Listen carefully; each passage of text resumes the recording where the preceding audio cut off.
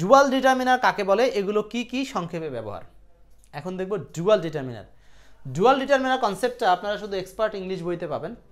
So dual determiner concept হলো দ্বৈত নির্দেশক, যে নির্দেশকগুলো আপনার উভয় প্রকার নাউনের জন্য ব্যবহার করা হয়, যে ওয়ার্ডগুলো কাউন্টেবল বা আনকাউন্টেবল উভয় প্রকার নাউনের ক্ষেত্রে ব্যবহার করা হয়, সেগুলোকে বলা হচ্ছে dual determiner.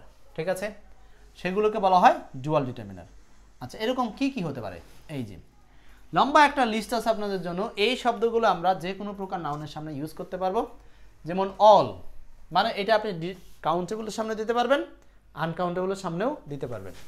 All, any, some, more, most, most of, rest of, these, that, the, none, no, a great of, large, the majority, a lot of, lots of, my, our, your, their, এই যে পসেসিভগুলো সব এক নজরে একটু দেখে নেন। এগুলো হচ্ছে দ্বৈত নির্দেশক। এগুলো আমরা উভয় প্রকার নাউনের সামনেই চাইলে ব্যবহার করতে পারি প্রয়োজন অনুযায়ী। ওকে, আর কয়েকটা আছে, হিজ, হার ইত্যাদি, এগুলো সব উভয় প্রকার নাউনের সামনে বসে। যেমন এখানে একটা উদাহরণ থ্রো করা আছে, সেটা হচ্ছে অল ওয়াটার। দেখেন, অল ওয়াটার সকল পানি না সবটুকু পানি। অল স্টুডেন্ট সকল ছাত্রছাত্রী। সো এখানে অল দ্বারা সবটুকু বা পরিমাণ বোঝাচ্ছে, এখানে অল দ্বারা সকল সংখ্যা বোঝাচ্ছে। সাম ফুড কিছু খাবার, এটা দ্বারা পরিমাণ বোঝাচ্ছে। সাম বয়েজ কিছু বালকেরা, এটা দ্বারা সংখ্যা বোঝাচ্ছে। তার মানে একই শব্দ অল, একই শব্দ অল, জাস্ট নাউনের সামনে বসার কারণে ভিন্ন ভিন্নভাবে জিনিসটা অর্থ প্রকাশ করছে, ভিন্ন ভিন্নভাবে অর্থ দিচ্ছে। এই যে ওয়াটার স্টুডেন্ট, বয়েজ ফুড। দেখেন, সাম শব্দটা যখন ফুডের সামনে বসছে তখন কিছু পরিমাণ বোঝাচ্ছে, আর যখন সেটা বয়েজের সামনে বসছে তখন সেটা কিছু সংখ্যা বোঝাচ্ছে।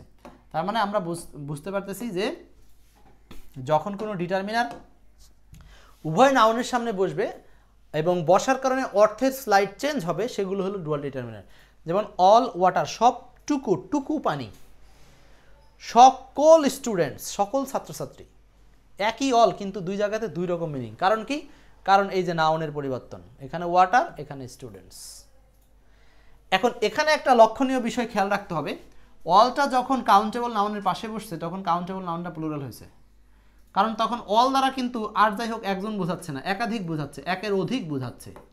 এই জন্য এখানকার নাউনটাকে প্লুরাল করা হয়েছে। জিনিসগুলো সূক্ষ্ম জিনিস, এইগুলো শিখে গেলে আপনার সারা জীবনে যে ইংরেজির কত বিষয়গুলো কাভার হবে, অনেক বিষয় কাভার হয়ে থাকবে।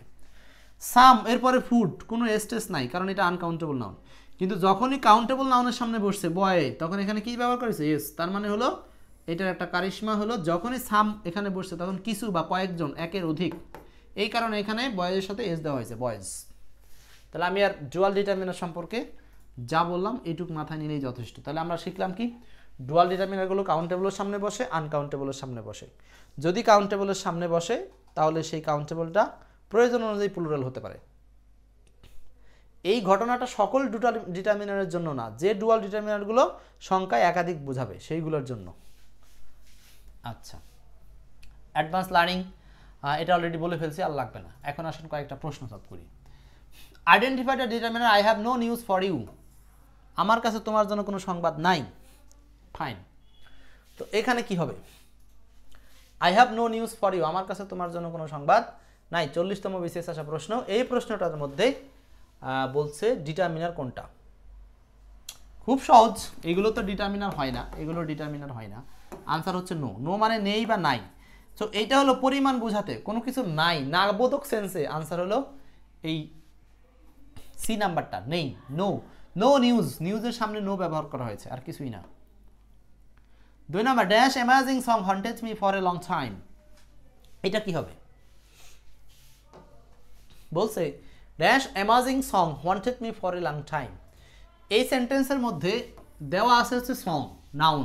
তার মানে যেমন নাউন আপনাকে তেমন ডিটারমিনার চুজ করতে হবে। এখানে নাউনটা হচ্ছে সিঙ্গুলার আছে, সং, কারণ সং নাউনকে আমরা গুনতে পারি, তাই না? তো এইটা হচ্ছে আপনি এটাকে গুনতে পারেন, এটার সামনে সিঙ্গুলার একটা ডিটারমিনার দিবেন। দাস কোনো ডিটারমিনার না, দাস হলো প্রোনাউন হিসাবে আসে। আচ্ছা, দোজ প্লুরাল হবে না, দিস প্লুরাল এটাও হবে না, একমাত্র আনসার হচ্ছে দ্যাট। 2 এর অ্যান্সার 4। দ্যাট সং, অ্যামেজিং মাঝখানে এক্সট্রা অ্যাডজেটিভ আসতে পারে, এটা দেখে ভয় পাওয়ার কোনো কারণ নাই। এক্সট্রা অ্যাডজেটিভ দেখে ভয় পাওয়ার কারণ নেই। তার মানে that song wanted me for a long time, ওই গানটা আমাকে অনেক দিনের জন্য কি করেছে, ভীত সন্ত্রস্ত করেছে। 3 number, can you give me dash information, এইখানে দেখেন ইনফরমেশন।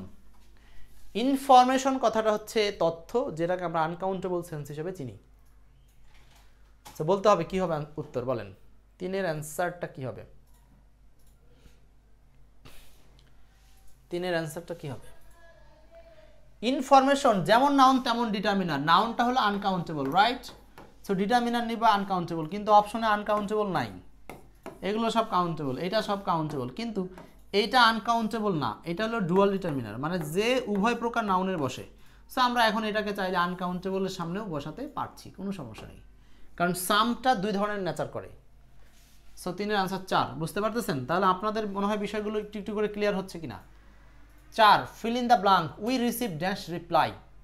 এই যে একইভাবে রিপ্লাই মানে প্রতি উত্তর, রিপ্লাই, রিপ্লাই মানে হলো প্রতি উত্তর, এটা কি প্রতি উত্তর, আনকাউন্টেবল সেন্স। সো এখানে আনসার হবে no reply. We received no reply মানে আমরা কোনো উত্তর গ্রহণ করি নাই, 4-এর আনসার হচ্ছে 1।